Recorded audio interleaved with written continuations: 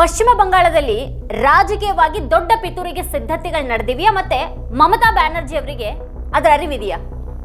ಅಮಿತ್ ಶಾ ಪಶ್ಚಿಮ ಬಂಗಾಳದಲ್ಲಿ 3 ದಿನ ಉಳಿತಾರೆ ಅಂತ ಅಂದ್ರೆ ಅಂಥದ್ದೇನಿದೆ ಅಲ್ಲಿ? ಚುನಾವಣೆ ಗೆಲ್ಲುವ ನಿಟ್ಟಿನ ಕಸರತ್ತುಗಳಿಗಿಂತ ಮುಖ್ಯವಾದ ಕೆಲಸ ಏನು ಇವರಿಗಿಲ್ವಾ? ಅವರನ್ನ ದುಶ್ಯಾಸನ ಅಂತ ಮಮತಾ ಬ್ಯಾನರ್ಜಿ ಅವರು ಬಹಿರಂಗವಾಗಿನೇ ಹೇಳ್ತಾ ಇರೋದು ಯಾಕೆ? ಬಂಗಾಳದ 58 ಲಕ್ಷ ಮತದಾರರನ್ನ ಅಳಿಸಲಾಗಿದ್ರೆ ಟಿಎಂಸಿ ಗೆಲುವಿಗೆ ಬೇಕಾಗಿರುವಂತಹ ಮತಗಳನ್ನ ಆಗ್ಲೇ ಇಲ್ಲವಾಗಿಸಲಾಗಿದೆಯಾ? ಬಂಗಾಳವನ್ನ ಗೆಲ್ಲುವಂತಹ ಬಿಜೆಪಿಯ ಈ ಹತಾಶ ಹೋರಾಟದಲ್ಲಿ ಒಳ ನುಸುಳುವಿಕೆ ಬಗೆಗಿನ ಆರೋಪ ನೆಪ ಮಾತ್ರವಾಗಿದ್ದು ಕಾರ್ಪೊರೇಟ್ ಹಿಡಿತ ಸಾಧಿಸುವುದೇ ಅಸಲಿ ಆಟ ಆಗಿದೆಯಾ? ಮಮತಾ ಬ್ಯಾನರ್ಜಿ ಅವರು ಅಮಿತ್ ಶಾ ಅವರನ್ನ ದುರ್ಯೋಧನ ದುಶ್ಯಾಸನ ಅಂತ ಕರೆದ ಬಳಿಕ ಎದ್ದಿರುವಂತಹ ಪ್ರಶ್ನೆಗಳಿವು. ಈ ಬಗ್ಗೆ ಇವತ್ತಿನ ವಿಡಿಯೋದಲ್ಲಿ ನಾವು ಚರ್ಚೆ ಮಾಡೋಣ. ನೀವಿನ್ನು ವಾರ್ತಾಭಾರತಿ ಚಾನೆಲ್ ಅನ್ನು ಸಬ್ಸ್ಕ್ರೈಬ್ ಮಾಡಿಲ್ಲ ಅನ್ನೋದಾದ್ರೆ ಈ ಕೂಡಲೇ ಸಬ್ಸ್ಕ್ರೈಬ್ ಮಾಡಿ, ಹಾಗೆ ಪಕ್ಕದಲ್ಲಿರುವಂತಹ ಬೆಲ್ ಐಕಾನ್ ಪ್ರೆಸ್ ಮಾಡಿ ನಮ್ಮನ್ನ ಪ್ರೋತ್ಸಾಹಿಸಿ. ಈ ವಿಡಿಯೋವನ್ನ ಕೊನೆವರೆಗೂ ನೋಡಿ, ಹಾಗೆ ಈ ಕುರಿತಾಗಿ ನಿಮ್ಗೇನು ಅಭಿಪ್ರಾಯಗಳಿದೆ ಅದನ್ನ ಈ ವಿಡಿಯೋದ ಕೆಳಗಡೆ ಕಮೆಂಟ್ ಮಾಡಿ ನಮಗೆ ತಿಳಿಸಿ. ಹಾಗೆ ವಿಡಿಯೋದ ಲಿಂಕ್ ಅನ್ನ ನಿಮ್ಮೆಲ್ಲ ಬಂಧು ಮಿತ್ರರಿಗೆ ವಾಟ್ಸ್ಆಪ್ ಮಾಡಿ ಸತ್ಯವನ್ನ ಎಲ್ಲರಿಗೂ ತಲುಪಿಸಿ. ಈಗ ನಾವು ವಿಷಯಕ್ಕೆ ಬರೋಣ.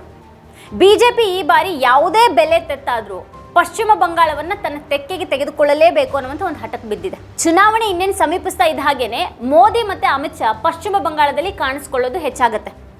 ಅವ್ರ ಬಗ್ಗೆ ಹೇಳುವಾಗ ಮಮತಾ ಬ್ಯಾನರ್ಜಿ ದುರ್ಯೋಧನ ದುಶ್ಯಾಸನ ಅಂತ ಹೇಳಿದ್ದಾರೆ. ರಾಜ್ಯಕ್ಕೆ ಅಮಿತ್ ಶಾ ಬಂದಿರೋದನ್ನ ಉಲ್ಲೇಖ ಮಾಡಿ ಅವರು ಶಕುನಿಯ ಶಿಷ್ಯ ದುಶ್ಯಾಸನ ಪಶ್ಚಿಮ ಬಂಗಾಳಕ್ಕೆ ಬಂದಿರೋದಾಗಿ ಹೇಳಿದ್ರು. 1 ವಾರದ ಹಿಂದೆ ಮೋಹನ್ ಭಾಗವತ್ ಕೂಡ ಬಂಗಾಳದಲ್ಲೇ ಇದ್ರು. ಮತ್ತೆ ಅವರು ಇಡೀ ಹಿಂದೂ ಸಮುದಾಯ ಒಂದಾದ್ರೆ ಪಶ್ಚಿಮ ಬಂಗಾಳದ ಸರ್ಕಾರವನ್ನ ಉರುಳಿಸಬಹುದು ಅಂತ ಬಹಿರಂಗವಾಗಿನೇ ರಾಜಕೀಯ ಮಾತಾಡೋದಕ್ಕೆ ಹಿಂಜರಿಲಿಲ್ಲ. ಪಶ್ಚಿಮ ಬಂಗಾಳದಲ್ಲಿ SIR ಮೂಲಕ ಮತದಾರರನ್ನ ಅಳಿಸುವಂತ ಆಟ ನಡೀತಾ ಇರೋದು ಕಳವಳಕ್ಕೆ ಕಾರಣ ಆಗಿದೆ. ಚುನಾವಣಾ ಆಯೋಗದ ಇತ್ತೀಚಿನ ದತ್ತಾಂಶ ಸುಮಾರು 58 ಲಕ್ಷ ಮತದಾರರನ್ನ ಅಳಿಸಿ ಹಾಕಲಾಗಿದೆ ಅಂತ ತೋರಿಸುತ್ತೆ. ಇದರ ಬಗ್ಗೆ ಮಮತಾ ಬ್ಯಾನರ್ಜಿ ಅವರು ನೇರವಾಗಿ ಆರೋಪ ಮಾಡೋದಕ್ಕೆ ಹಿಂಜರಿಯೋದಿಲ್ಲ. ಈ ಡೇಟಾವನ್ನು ಅವರು ಹಿಂದಿನ ಚುನಾವಣೆಗೆ ಹೋಲಿಸ್ತಾ ಇದ್ದಾರೆ. ಅಲ್ಲಿ ಅವರು ಅಂದ್ರೆ ಟಿಎಂಸಿ ಬಿಜೆಪಿಗಿಂತ 6 ಲಕ್ಷ ಹೆಚ್ಚು ಮತಗಳನ್ನು ಪಡೆದಿರೋದನ್ನ ನೋಡಿದ್ರೆ ಈ ಅಂಕಿಅಂಶಗಳು ತಾಳೆಯಾಗ್ತವೆ. ಬಿಜೆಪಿಗೆ ಯಾಕೆ ಪಶ್ಚಿಮ ಬಂಗಾಳ ಮುಖ್ಯವಾಗಿದೆ ಅನ್ನೋದನ್ನ ಇಲ್ಲಿ ನಾವು ಮೊದಲು ನೋಡಬೇಕು. ಬಹುತೇಕ ವಿಶ್ವದ ಪ್ರಮುಖ ಕಂಪನಿಗಳು ಪಶ್ಚಿಮ ಬಂಗಾಳದಲ್ಲೇನೆ ಇವೆ. ಅಂಬಾನಿ ಮತ್ತೆ ಅದಾನಿ ನಿರಂತರವಾಗಿ ಪಶ್ಚಿಮ ಬಂಗಾಳಕ್ಕೆ ನುಸುಳೋದಿಕ್ಕೆ ಪ್ರಯತ್ನ ಪಡ್ತಿದ್ದಾರೆ, ಮತ್ತೆ ಸ್ವಲ್ಪ ಮಟ್ಟಿಗೆ ಯಶಸ್ವಿ ಕೂಡ ಆಗಿದ್ದಾರೆ. ಈಗಾಗಲೇ ಕಾರ್ಪೊರೇಟ್ ವಲಯ ತನ್ನ ನಿಯಮಗಳ ಪ್ರಕಾರ ಕಾರ್ಯನಿರ್ವಹಿಸದೇ ಇದ್ರೆ ಮತ್ತೆ ಬಿಜೆಪಿಯೇತರ ಆಡಳಿತದ ರಾಜ್ಯಗಳಲ್ಲಿ ಕಾರ್ಪೊರೇಟ್ ವಲಯ ಲಾಭ ಪಡೆದ್ರೆ ಆ ಲಾಭದ ಒಂದು ಪಾಲು ಬೇರೆ ರಾಜಕೀಯ ಪಕ್ಷಕ್ಕೆ ಹೋಗುತ್ತೆ, ಮತ್ತೆ ಆಗ ಅದು ಸವಾಲಾಗುತ್ತೆ ಅನ್ನೋದು ದೆಹಲಿಯಲ್ಲಿನ ಅಧಿಕಾರಸ್ಥರ ಚಿಂತೆಯಾಗಿದೆ. ಬಿಜೆಪಿ ಗೆಲ್ಲೋದಕ್ಕೆ ಅವಕಾಶ ಇರಬಹುದಾದಂತಹ ರಾಜ್ಯಗಳು ಅಂತ ಕರ್ನಾಟಕ ಮತ್ತೆ ಬಂಗಾಳವನ್ನು ನೋಡಲಾಗುತ್ತೆ. ತಮಿಳುನಾಡು ಅದಕ್ಕೆ ಇನ್ನೂ ದೂರದ ಕನಸಾಗಿದೆ. ಆದರೆ ಈ 2 ರಾಜ್ಯಗಳಲ್ಲಿನ ಹಣ ವಿರೋಧ ಪಕ್ಷದ ರಾಜಕೀಯ ಅಜೆಂಡವನ್ನು ಮುನ್ನಡೆಸೋದಿಕ್ಕೆ ಸಾಕು. ಅದಕ್ಕಾಗಿಯೇ ಮಮತಾ ಬ್ಯಾನರ್ಜಿ ಶಾ ಅವರನ್ನ ಗುರಿಯಾಗಿಸಿ ರಾಜಕೀಯ ಪ್ರಯಾಣಕ್ಕಾಗಿ ಗಡಿ ಭದ್ರತಾ ಪಡೆ ವಿಮಾನಗಳನ್ನು ಬಳಸ್ತಾ ಇದ್ದಾರೆ ಅಂತ ಬಹಿರಂಗವಾಗಿಯೇ ಆರೋಪ ಮಾಡಿದ್ದಾರೆ. ನೀವು BSF ವಿಮಾನದಲ್ಲಿ ರಾಜಕೀಯ ರ್ಯಾಲಿಗಳನ್ನು ನಡೆಸ್ತೀರಿ, ಮತ್ತೆ BSF ಪಶ್ಚಿಮ ಬಂಗಾಳದ ಗಡಿಗಳನ್ನ ರಕ್ಷಣೆ ಮಾಡ್ತಾ ಇಲ್ಲ, ಮತ್ತೆ ಒಳ ನುಸುಳುವಿಕೆಯ ಬಗ್ಗೆ ದೆಹಲಿಯಿಂದ ಚರ್ಚೆ ಮಾಡಲಾಗ್ತಾ ಇದೆ ಅಂತ ಹೇಳಿದ್ದಾರೆ. ಮಮತಾ ಬ್ಯಾನರ್ಜಿ ಅವರು ಈಗ ಅಮಿತ್ ಶಾ ಭ್ರಷ್ಟರು ಅಂತ ಬಹಿರಂಗವಾಗಿಯೇ ಮಾತಾಡೋದಕ್ಕೆ ಪ್ರಾರಂಭ ಮಾಡಿದ್ದಾರೆ. ಅಮಿತ್ ಶಾ ಬಂಗಾಳಕ್ಕೆ ಯಾಕೆ ಬಂದಿದ್ದಾರೆ? ಅವರು ಅದೇ ಚದುರಂಗದಾಟಕ್ಕೆ ಇಳಿದಿರೋದು ಸ್ಪಷ್ಟ. RSS ಹಿಂದೂಗಳನ್ನು ಒಗ್ಗೂಡಿಸೋದ್ರ ಬಗ್ಗೆ ಮಾತಾಡ್ತಾ ಇರುವಾಗ ಮಮತಾ ಬ್ಯಾನರ್ಜಿ ಅವರು ಕೂಡ ಹಿಂದೂಗಳ ಬಗ್ಗೆ ಬಹಿರಂಗವಾಗಿ ಪ್ರಸ್ತಾಪ ಮಾಡೋದಕ್ಕೆ ಆರಂಭ ಮಾಡಿದ್ದಾರೆ. ಈಗ ಪಶ್ಚಿಮ ಬಂಗಾಳದಲ್ಲಿ ಕಾರ್ಪೊರೇಟ್ ವಲಯದ ವ್ಯಾಪ್ತಿಯನ್ನು ಗಮನಿಸಿದ್ರೆ ವಿಶ್ವದ ಪ್ರಮುಖ ಕಂಪನಿಗಳಿಂದ ಹಿಡಿದು ಅಂಬಾನಿಯ ರಿಲಯನ್ಸ್ ವರೆಗೂ ಅಲ್ಲಿದೆ.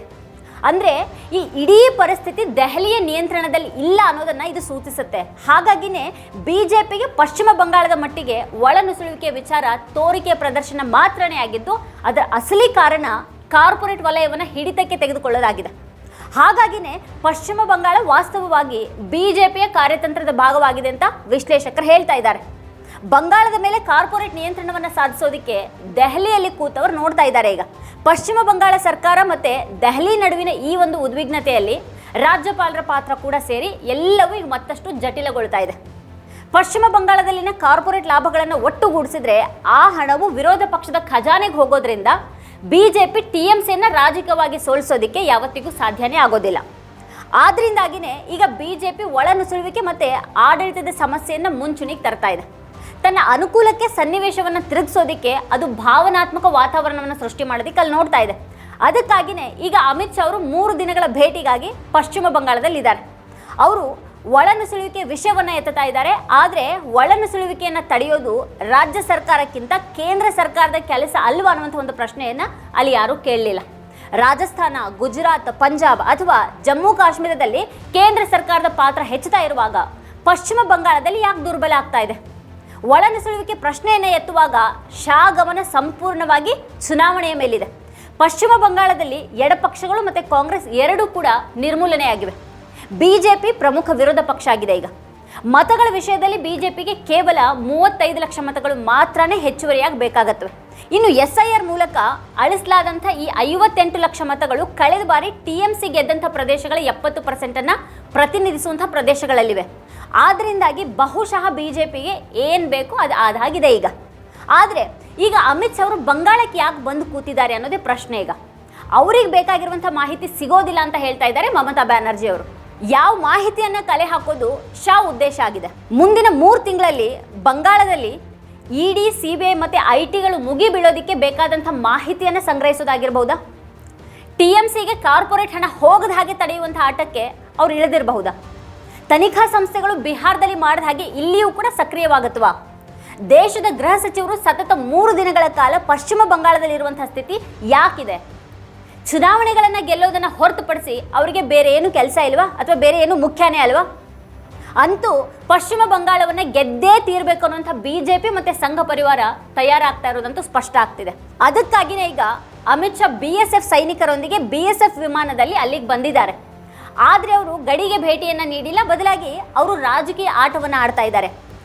ಇದರ ಅರ್ಥ ಮತ್ತು ಮಹತ್ವವನ್ನು ಗ್ರಹಿಸೋದು ಕಷ್ಟ ಏನಲ್ಲ. ಈಗ ವೀಕ್ಷಕರೇ, ಕುರಿತಾಗಿ ನೀವೇನು ಹೇಳ್ತೀರಿ? ನಿಮಗೇನು ಅಭಿಪ್ರಾಯಗಳಿದೆ ಅದನ್ನು ಈ ವಿಡಿಯೋದ ಕೆಳಗಡೆ ಕಮೆಂಟ್ ಮಾಡಿ ನಮಗೆ ತಿಳಿಸಿ.